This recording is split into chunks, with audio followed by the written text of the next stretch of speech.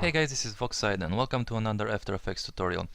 So before I get started, I just want to extend a big shout out to a friend of mine that just got into motion graphics recently. This tutorial is actually based off of a technique that he came up with, so a huge thanks to him.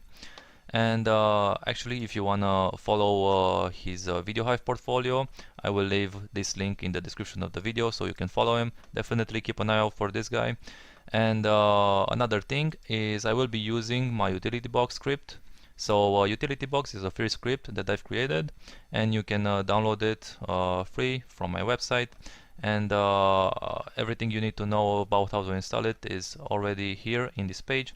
So if you want to follow along, be sure you download this and install it.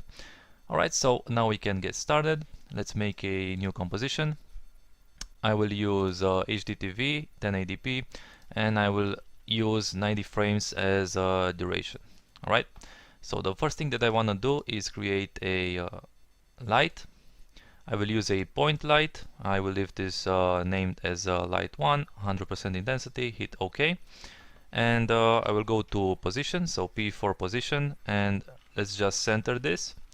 So 960, 540 and 0. This will place our light right in the center of the scene. And now if I go to my utility box, I can go to my clones tab over here, and I want to create a radial array of clones, and I want to use a number of 12, and let's say the range, it doesn't really matter, but I will use a range of 600 just as a starting point, and then I can click create and exit this. So this is the only part you will need utility box for. If you can get to this point without utility box, then you can follow from here. And let's just switch this to layer name. And here you can see now I've just created a radial array of 12 lights. And here we have null parent, which all of the lights are parented to, and I will actually delete the original light, so I don't need this. I can delete this. And what I can do with this is actually, if I go to my radial group, null object, I can go to press S on your keyboard for scale, and I can create a scale animation. So I will go to frame, let's say frame 50, and I will increase the scale right until the sort of like the lights leave the screen, so go outside of the scene screen, and I can set the keyframe for the scale here, and then I will go to frame 0 and set a keyframe for 0. Alright, so now you can see the lights are sort of pushing out from the center of the screen, which is great. And we can do some other animation. If I go to my radial group and press R for rotation, I can set a simple time expression for this. So if I Alt and left click the stopwatch for rotation, I can set an expression, and I will type time multiplied by 100. And now you can see because the null is sort of like rotating, this is causing all of the lights to rotate, and it's creating sort of like this pushing out rotating animation. And one other thing I want to do here with the lights is, if I go to my costume view, the one, you can kind of see it from this angle, and I sort of want to offset the Z position of the lights, and I will grab all of my lights. So make sure you don't also select the radial group null object, and with all of my lights selected, I can press P, and then I can set a keyframe. Let's actually move these keyframes to the beginning of the timeline, and let's say at around frame 40, I sort of want to offset their Z value, let's say by around 1000. It doesn't have to be exact. And now what we've created is sort of like they're pushing out, also coming towards the center, towards the camera, and they're also rotating. Alright, so this is sort of like the basis of the animation that is going to be used to drive our particles. Alright, so now we can go back to my active camera view, and I can go to layer, and let's make a solid. Let's name this particular base. And now I can go to trap code, particular, and right away I want to go inside the options over here and set the light name starts with. I will set this to be light, so now it will recognize our light layers. Hit OK. And if I go to emitter, I can set this to be type to lights. And now you can see it's sort of following our lights, and everything works as it should. So right away I want to set the velocity to 0, 0, 0, 0. All of these values I want to be set to 0. I also want to stop emitting particles around where the particles leave the screen. So maybe I will stop emitting them at around frame 50. Let's set a keyframe for particles per second. And I know I want 1000 particles. So I will set a keyframe for 1000 particles at frame 15. And let's go to frame, let's say 35, and set this to 0, right? So they stop emitting, and I can also go to particle and set the life to around a value of 2, right? So now you can see they're sort of disappearing. Let's actually leave this at 3, just because I want them to stick around in the center over here. All right, so far it's looking good, and let's actually set the size to 2 for now. And now I can go to physics, and if I go to air and go to turbulence field, I can set the effect position. So I'm just gonna use some random values that I sort of eyeball over here. And so this should be fine for now. I'm not really concerned about the settings right now. I want to first go to aux system, or auxiliary system, and I will set the emit to be continuously. So what this basically does is it's going to take every particle that has been emitted, and it's going to leave a trail of particles behind it, sort of. And now if I set the size, let's set the size for 1 for now. I'll set the opacity to 100. Color from main I will also set to 100. And I want to set the life to 2. And I want to set the particles per second. Let's try a 25. So you can see the more I increase this value, it sort of fills in the gaps over here. So maybe 40. Let's try 50. Should be good. We can always just go back and change them. And let's see what else we got over here. I will also set the physics, the turbulence position. Let's use 100 for this.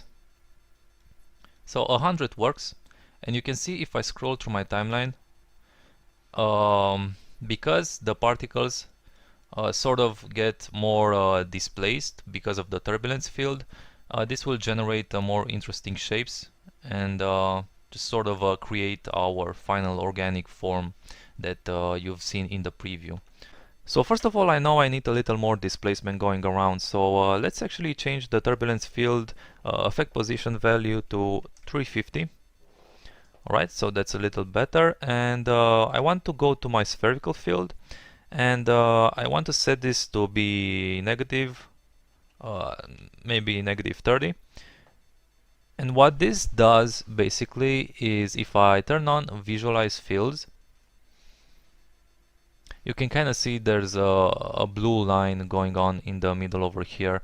And actually, if I set the radius to be higher, so let's try a radius of 500.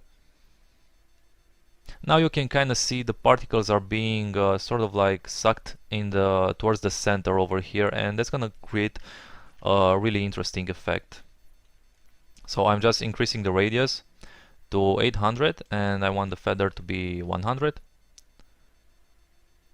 And I can turn off visualize fields, see what's going on. And let's actually try a negative 50 value. So now the problem is that you can kind of see we have some weird jaggy lines over here going on that they don't really make any sense with the rest of the particles. So this is actually because we have the original particles that are being generated. We don't actually need to see these. So one way that you can do this is if you set the size or opacity to 0. So I will set the size to 0, and you can see this sort of gets rid of the original particles that were generated. So let's see what else we can do over here. If I go to my aux system, let's actually set the opacity maybe to 50. And let's set the transfer mode to add. And let's actually give it some colors. So for color, you will have to go to your particle settings and set the color to whatever you want. Let's actually use sort of like bright orange for this. So I'll hit OK. Right, so that looks pretty good. Let's actually make this a little more red. So that's a little too much yellow for my taste. Alright, this looks fine, and let's actually just create a camera now.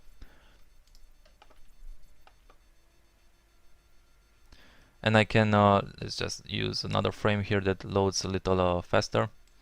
So I can now orbit around. So I'm pressing C, by the way, to switch between camera tools. So you can press C and switch between move, zoom, and orbit. So you just want to orbit around a bit, just sort of show the depth of the particles more. Pick a nice interesting angle over here. So this seems to work.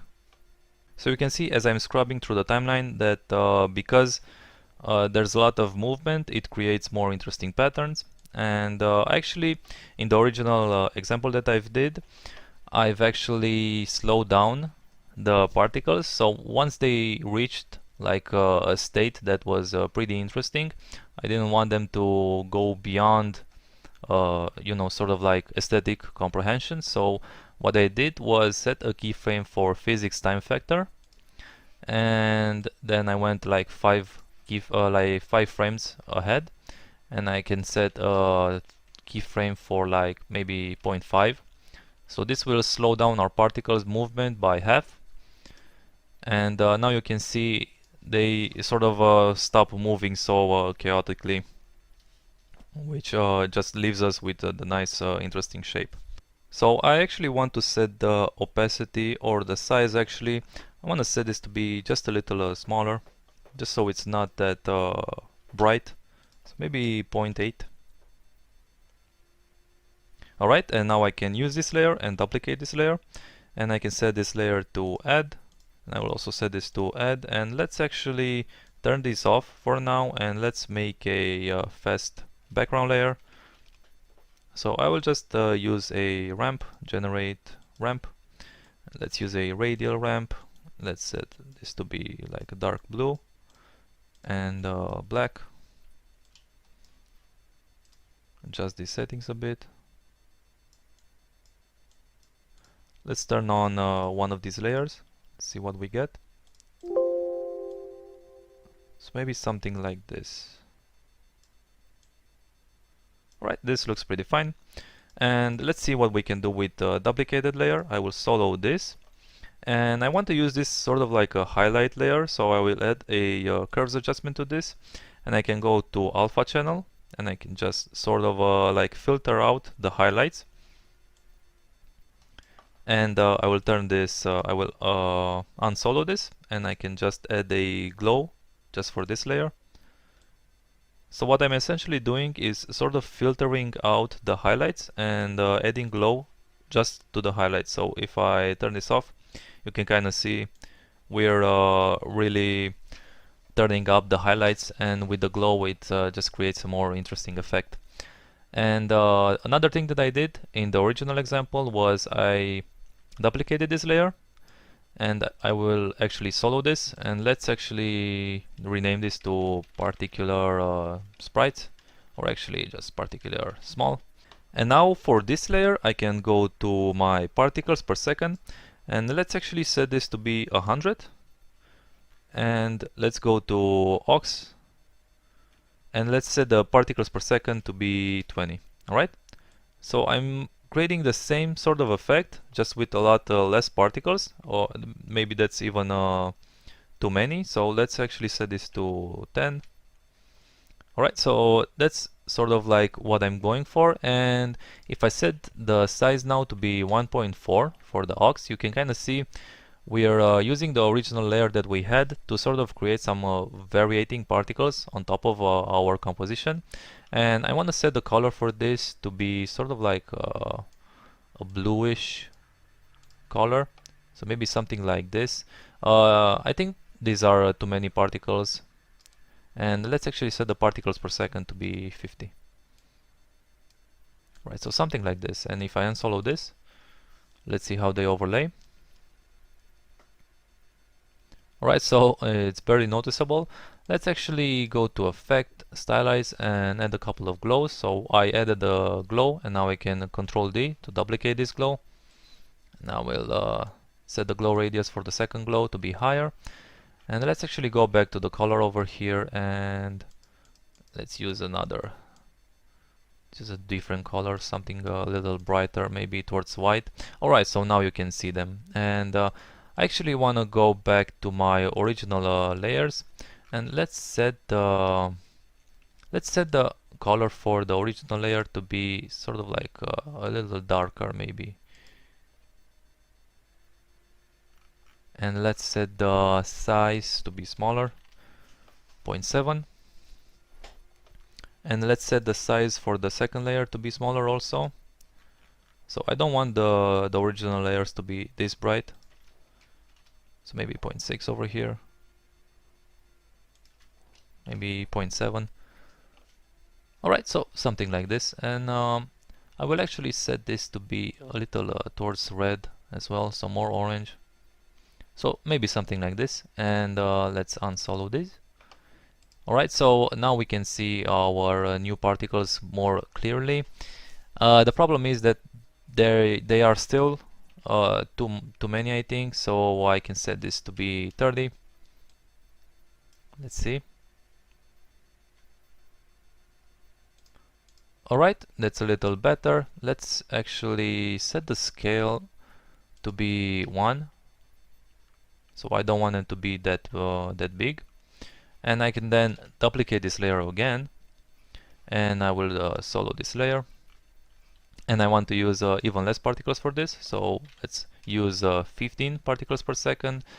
And for auxiliary, let's use 6. So now I have I'm generating even less particles, and I can set these to be a higher size. So now if I use a size of 1.5 or so, and let's change the color to be brighter, more towards white. So now I have added another, let's actually rename this to particular big. Right, so now I have added another layer of particles to sort of like create some more interesting variations. And let's see, in our original example, so it's coming pretty close. You just have to animate the camera orbit, and let's actually see how we can create some interesting depth of field blur. And I will add a new white solid layer, and I will turn this off for now. And I want to create a mask over here on this corner, and I will also create another mask over here on the other side. And now I can turn this back on, and I can press F for a feather, and now I can increase the feather of these masks. So maybe something like this. Let's actually increase the feather even more. So sort of where this white is will dictate how the blur is applied. And now I can Control-Shift-C to pre-compose this layer. And I will turn this off. And now I can add a new adjustment layer. And I can go to Stylize, oh no, actually Blur and Sharpen. Let's go for camera lens blur, and let's set the layer to be the layer that we've just created, so white solid comp. And I can increase the blur radius now, and you can see how that sort of affects it. And don't forget to set the repeat edge pixel. Alright, so something like this. Maybe not that much, maybe like a 40, value of 40. So it's looking pretty close. And one final thing that we can do is add the curves, just sort of brighten this up a bit. And let's actually increase the red a bit, maybe the green highlights. Let's increase the blue shadows, so maybe something like this. And let's add an overall glow to this also. Spread out the radius and maybe decrease the threshold. So maybe something like this. So that's about it. That's how I achieved the original effect.